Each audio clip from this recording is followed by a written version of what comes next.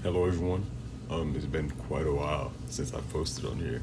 As you can see, the background, I've been moving, and you know, for one, I just want to give all the glory to God for where I am and what He's brought my family into a new season, a new place, a new city. I just really want to thank. I'm just looking around. Honestly, I'm still taking it in. You know what I mean? It's something certainly very exciting. But there's been something on my mind throughout this entire thing, not not pertaining to the moving, but something that I wanted to speak about. As me being a black man,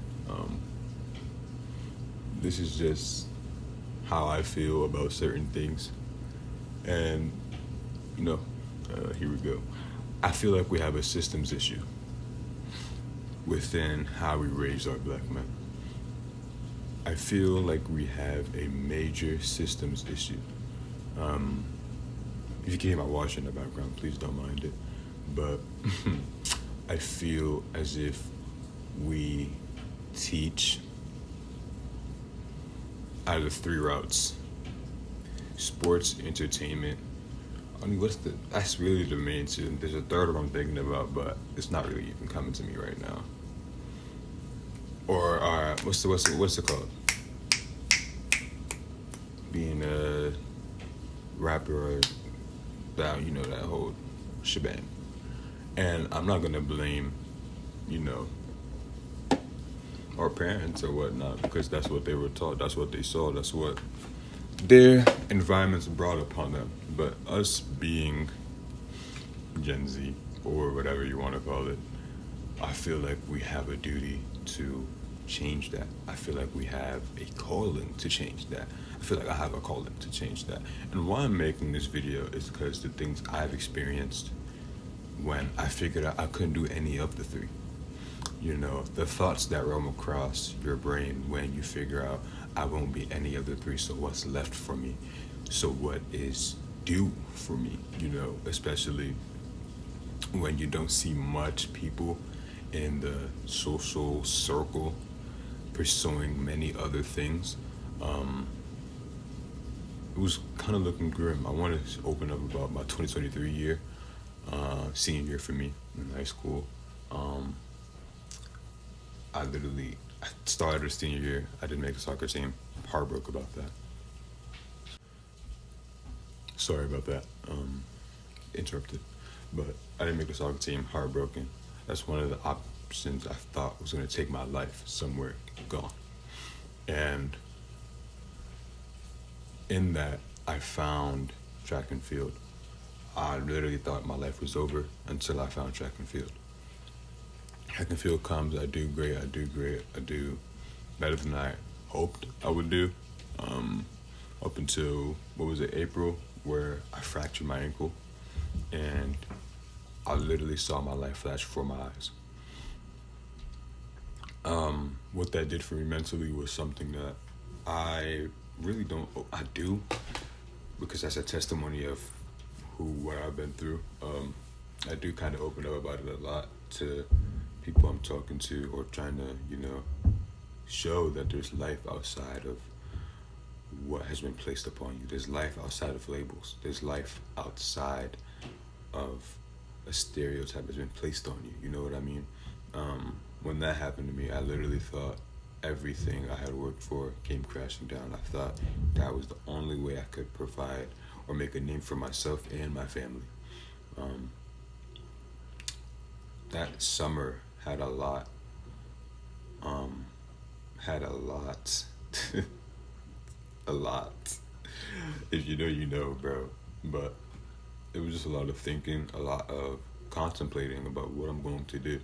Um, Long story short, I ended up decommitting from the place I was supposed to go, University of Bridgeport, track and field. And I ended up going to my local community college. Why am I bringing all of this up? For me to think my life is over something that could be, in the grand scheme of things, so minuscule, is something that a lot of black men are going through right now. why I say there's a systems issue is that we're not taught that there's life outside of these things until we go through it. We're not taught that there is something else that awaits you after that. You know what I mean? And we've been shown the sports, entertainment, luxury lifestyle all of our lives.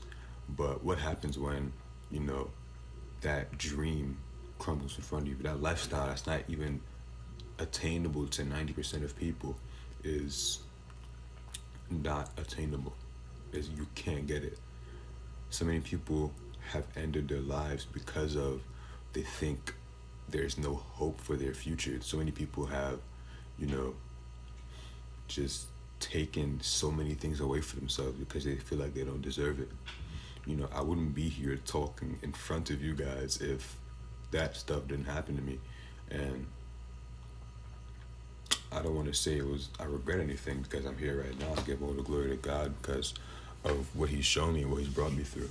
You know, it's not something that I regret. It's not something that I look down upon. It's something that I learned from. And I feel like we don't get taught to learn from our lessons. We just get taught to try to dance around it. You're a black man. You can't have any space here to weep or mourn. You know, that's a part of life, and I feel like we got life ripped away from us. You know, another thing I wanted to bring up is we get marketed as products. We get marketed as products. That's frying me. Actually, I don't think y'all can hear it. We get marketed as products, and what happens when a product is no longer getting looked at? It gets discontinued. And so many black men have discontinued themselves just because they think they have no value. There's value outside of what you do.